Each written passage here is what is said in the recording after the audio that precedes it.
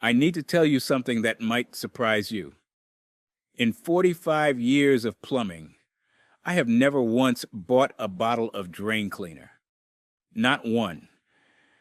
And here's the part that's going to make you shake your head.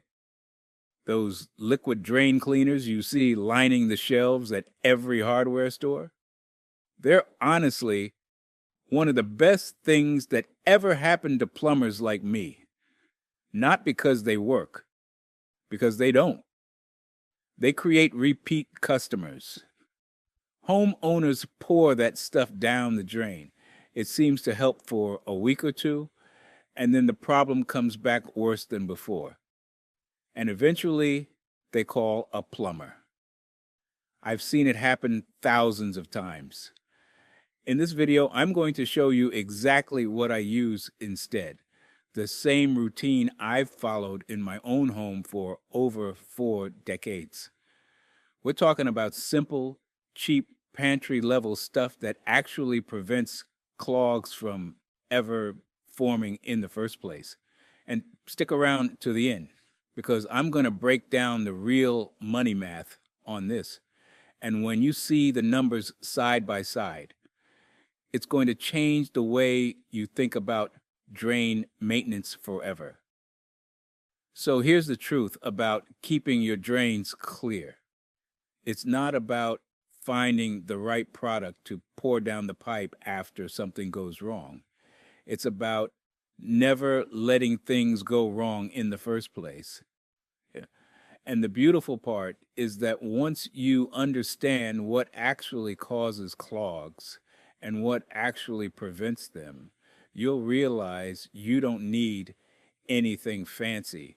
You just need a simple routine and a little bit of consistency. This is one of those skills that saves you real money year after year, and anyone can do it.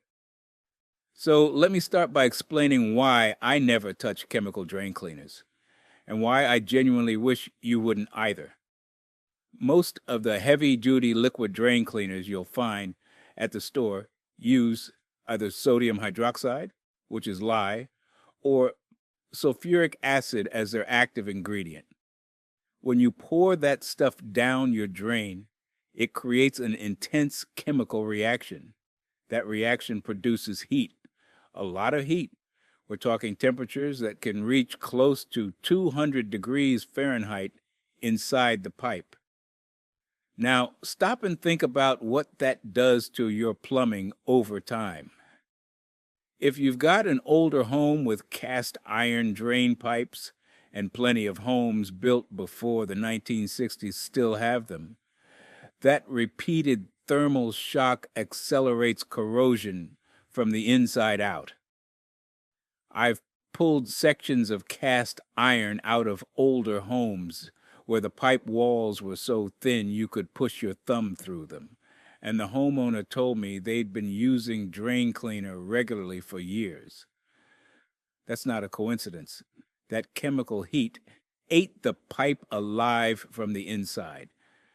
And if you've got PVC drain pipes, which most homes built after the 1970s do, that extreme heat softens the plastic and stresses the cemented joints. PVC cement creates a chemical weld between the pipe and the fitting. When you repeatedly expose that joint to near boiling temperatures from chemical reactions happening inches away, those welds start to weaken. I've seen PVC joints fail and start leaking inside walls because of repeated chemical drain cleaner use. At that point, you're not dealing with a $5 clog anymore. You're dealing with a $500 pipe repair, or worse, water damage behind the drywall that you don't even notice until mold sets in. But it goes beyond pipe damage. If you're on a septic system, and roughly 1 in 5 American homes are, chemical drain cleaners killed the beneficial bacteria in your septic tank. Those bacteria are the workhorses of your entire septic system. They're what break down solid waste so it doesn't overwhelm your drain field. Pour lye or acid down your drains a few times a year, and you're essentially sterilizing your septic tank. I've been on service calls where a homeowner needed a full drain field replacement.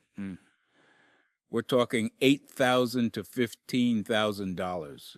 And when I asked about their maintenance habits, chemical drain cleaner was almost always part of the story. And here's something that most people never think about. Chemical drain cleaners almost never clear a real clog. They might dissolve a thin layer of soap scum or soften some surface buildup, but if you've got a solid obstruction, a clump of hair wrapped around the drain cross, a chunk of grease that's hardened in the P-trap, a child's small toy wedged in there, that chemical cleaner just pools on top of the blockage. It can't dissolve what it can't reach. So now you've got a pipe full of caustic lye water or sulfuric acid just sitting there. And when the homeowner finally gives up and calls a plumber, guess who has to deal with that chemical soup? I can tell you from painful personal experience, there's nothing worse than showing up to a drain call, snaking a line or pulling a P-trap, and having that stuff splash back on your hands and arms. It burns skin instantly. It eats through clothing. I've had my eyes flushed out at an urgent care clinic because of exactly this situation. So please, do yourself and your plumber a favor. Leave those bottles on the shelf. Now let me show you what I actually do instead. The foundation of my entire drain maintenance system starts with the simplest, cheapest thing you can do today. I put mesh strainers on every single drain in my house. Every one, kitchen sink, both bathroom sinks, shower, bathtub. You can buy a pack of stainless steel mesh strainers for about $3 to $5 at any hardware store or online. For the kitchen sink, you want a flat mesh strainer that sits right inside the drain opening and catches food particles, coffee grounds, rice, bits of whatever comes off your plates. Those little fragments seem harmless going down, but they accumulate in the P-trap and along the pipe walls, and they become the scaffolding that bigger clogs build on. For bathroom sinks and showers, I use the fine mesh type specifically designed to catch hair. Hair is the #1 cause of bathroom drain clogs, bar none, and a $2 strainer stops about 90% of it before it ever reaches the pipe. I clean my strainers every couple of days. Takes about 10 seconds. Pull it out, dump the debris in the trash, give it a quick rinse, drop it back in. That one habit alone has probably saved me more money and headaches over 45 years than anything else I could recommend. The second part of my prevention setup is what I call the zero grease kitchen rule. No grease goes down my kitchen drain. Period. Not bacon grease, not cooking oil, not the leftover butter from a sauté pan, not the fatty drippings from a roast.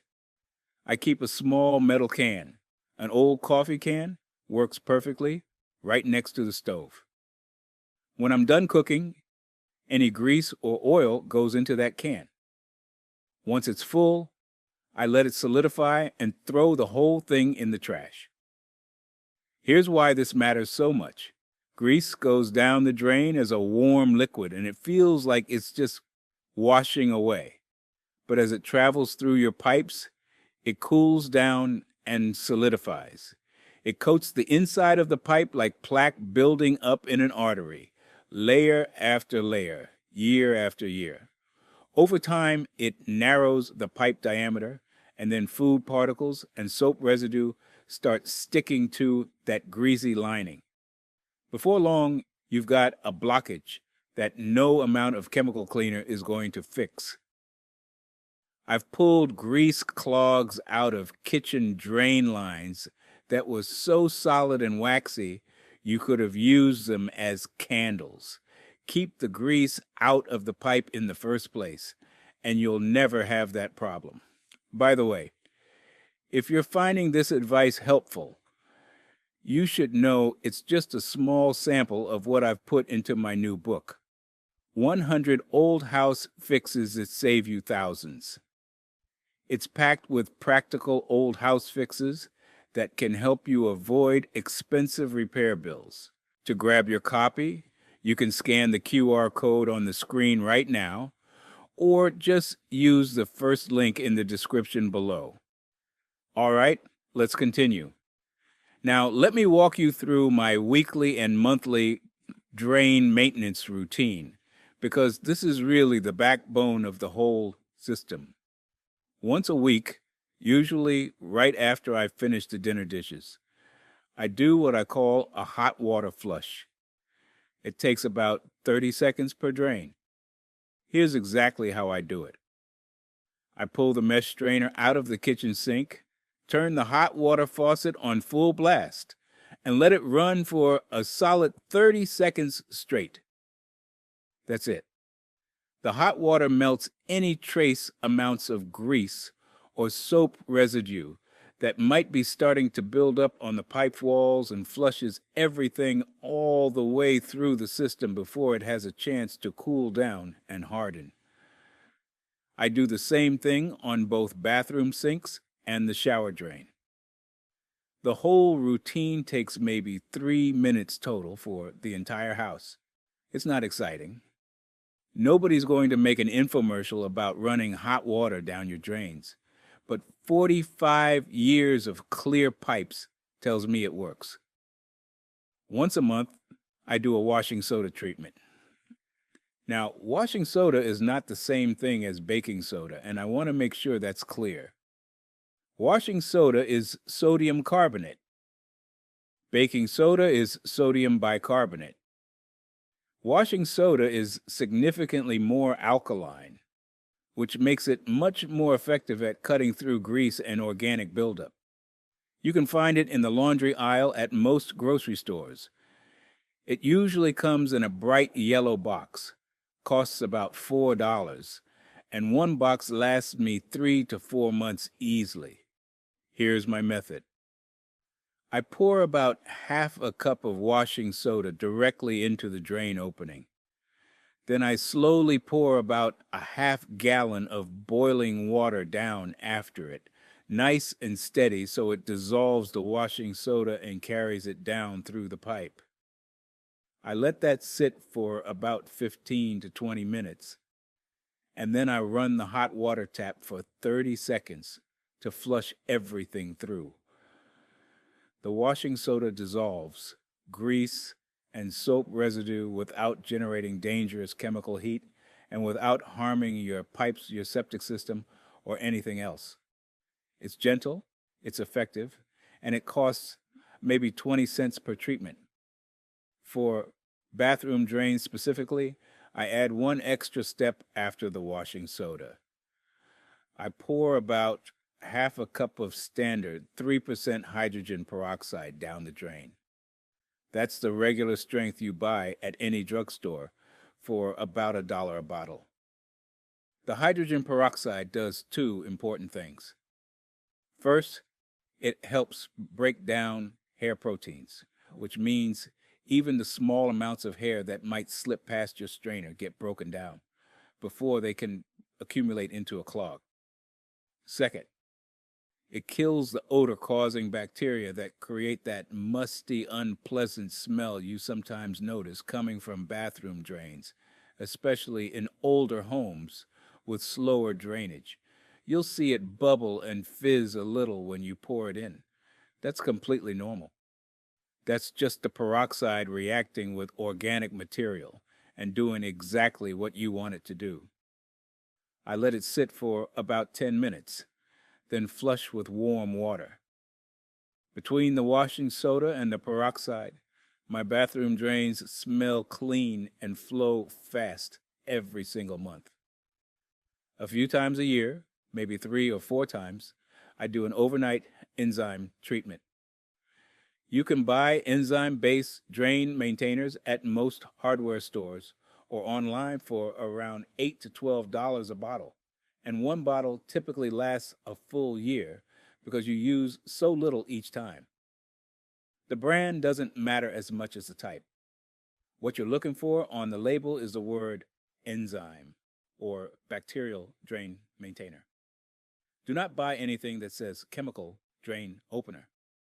These enzyme products contain natural bacteria and enzymes that literally digest organic buildup inside your pipes. Hair, soap scum, food residue, grease film, all of it. Here's how I use them. Right before bed, I pour the recommended amount down each drain, usually about 2 tablespoons per drain, according to most labels. Then I don't run any water in those drains until morning. The enzymes need at least 6 to 8 hours of still undisturbed contact time to colonize and feed on the buildup. By morning, they've done their work. You just turn on the warm water when you start your day and flush everything through. Think of it like a probiotic for your plumbing. You're putting good bacteria in to eat the bad stuff. Now, despite all of this prevention, you might still get a slow drain someday. Things happen. Maybe a guest rinsed something down the kitchen sink they shouldn't have. Maybe an unusual clump of hair slipped past the strainer.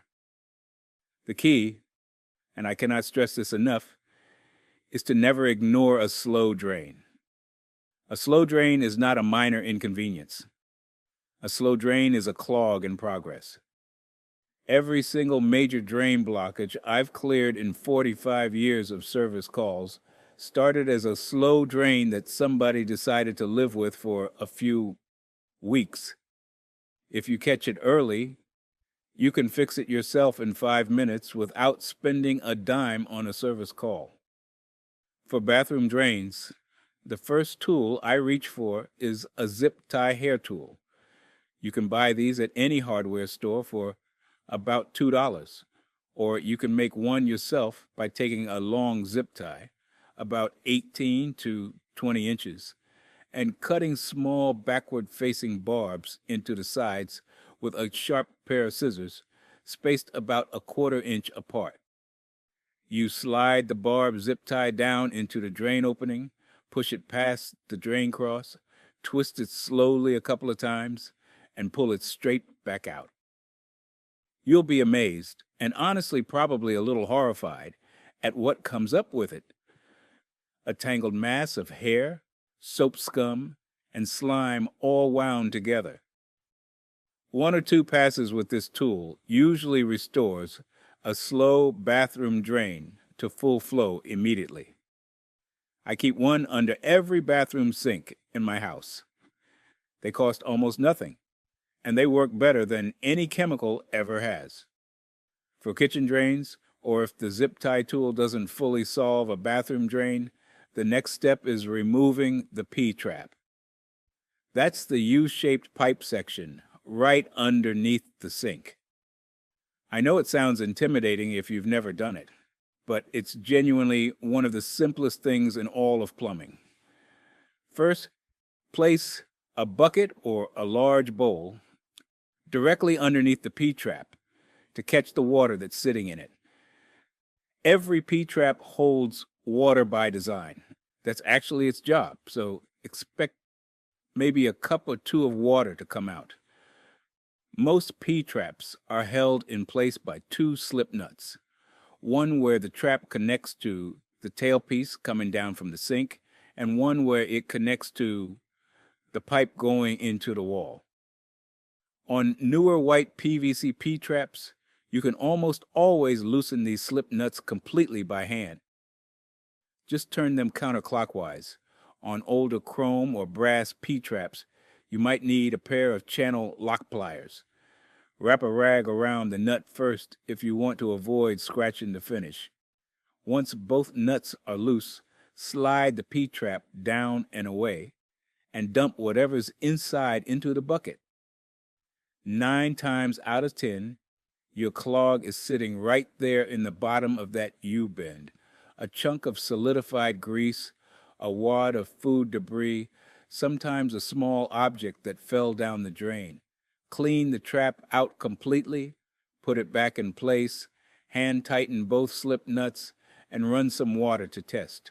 The whole process takes about 5 minutes, and you just saved yourself a $150 service call. Let me walk through a few common drain issues and how to handle them. If you hear a gurgling sound when water drains, that usually means you have a venting problem. Every drain in your home connects to a vent pipe that goes up through the roof. When that vent gets blocked by leaves, a bird's nest, or ice buildup in winter, the air pressure in the drain system gets disrupted. And you hear that gurgling. Check your roof vents first if you can do so safely. If they're clear and the problem continues, you might have a partial blockage deeper in the system, and that's worth a call to a professional with a drain camera. If you notice a sewer smell coming from a drain you don't use often, like a guest bathroom or a basement floor drain, the fix is almost always the simplest one in plumbing. The water in the P-trap has evaporated. That standing water is what creates an airtight seal between your living space and the sewer gases in the pipe. Just run water in the drain for about 15 seconds to refill the trap. The smell should vanish immediately. I make a point to run water in every drain in my house at least once a month, even the ones I barely use. If the zip tie tool and P-trap removal don't solve a slow drain, the blockage is further down the line. A hand crank drain snake, 1/4-inch cable by 25 feet, costs around $20 to $30 and will handle most secondary blockages. Feed it into the wall pipe past where the P-trap connects. Crank it forward until you feel resistance. Then twist and push to break through. Pull it back. Clean the cable and test the drain. And if multiple drains in your home are slow at the same time, stop and call a professional. That's a mainline issue, likely tree roots or a collapsed pipe section, and it requires specialized equipment. Now, here's that bonus tip I promised you at the beginning. Every time I run my dishwasher, right after the cycle finishes, I walk over to the kitchen sink, turn on the hot water, and let it run for about 15 seconds. That's it. Here's why. Your dishwasher drains through the same line as your kitchen sink. The dishwasher uses detergent and hot water during its cycle, but by the time that discharge water travels through the drain piping, it's cooled down considerably. Any dissolved grease or food residue from your dishes can start settling and coating the pipe walls as it cools. That quick 15-second hot water chaser from the sink flushes the entire shared drain line while everything is still warm enough to stay liquid and flow completely out of the system. I've done this after every dishwasher cycle for over 30 years, and I have never once had a kitchen drain clog in my own home, not a single time. It's 15 seconds of effort that pays dividends for decades. Let me give you the money math, because I think it really drives this home. A bottle of chemical drain cleaner costs $7 to $12. Most people who rely on them buy 3 or 4 bottles a year. That's $30 to $50 annually. Over 20 years, you've spent $600 to $1,000 on a product that's been quietly damaging your pipes the entire time. And when those chemicals inevitably fail to clear a real blockage, and you call a plumber, a basic drain service call runs $150 to $300. If the chemicals have damaged a joint or corroded a pipe, Now you're looking at $500 or more in repairs. Add it all up, and you could easily spend $2,000 to $3,000 over 2 decades on drain problems. Now compare that to my routine. A pack of mesh strainers costs about $4 and lasts for years. A box of washing soda costs $4 and lasts months. Hydrogen peroxide is $1 a bottle. Enzyme maintainer runs about $10 a year. Grand total, roughly $15 to $20 a year. Over 20 years, that's $300 to $400. And your pipes stay healthy the entire time. There's a reason nobody advertises prevention. You can't sell the absence of a problem. Prevention is invisible, which is exactly why nobody puts it on a shelf with a bright label. But invisible doesn't mean it's not working. It means it's working so well you forgot there was ever a problem to worry about. Before you go, I want to make sure you know about my new book, 100 Old House Fixes that save you thousands. It goes deeper than we can in a single video, with practical fixes, warning signs, and simple steps for older homes. If you want to avoid expensive repair bills before you call a plumber, this book is for you. Just scan the QR code on the screen or click the link in the description to get your copy. Thanks for watching. And if you haven't already, make sure you hit that subscribe button so you don't miss the next one. I'll see you in the next video. Take care of those drains.